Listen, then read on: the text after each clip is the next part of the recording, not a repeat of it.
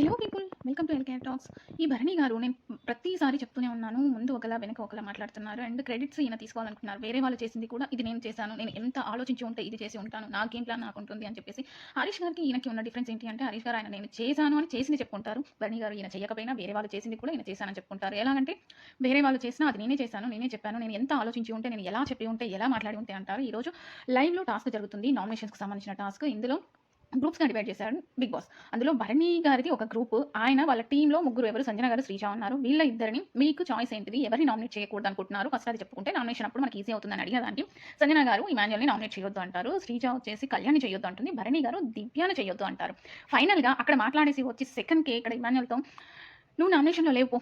నేను మాట్లాడేశాను. వాళ్ళకి చెప్పేసాను. వాళ్ళు ఓకే అన్నారు." అంటే ఏంటండి ఇది? సంజన గారు కదా నామినేట్ చేయొద్దని చెప్పింది. ఆ క్రెడిట్ నేను చెప్పేసాను పో అని చెప్పడం ఏంటండి? దేవుడా! అసలు ఏం మాట్లాడుతున్నారు భరణి గారు? మారండి ఇప్పటికైనా. జనాలు చూస్తున్నారు. మీ పెద్దరికాన్ని మీరు కాపాడుకోండి. మీరేమంటారో చెప్పండి. Thank you for watching.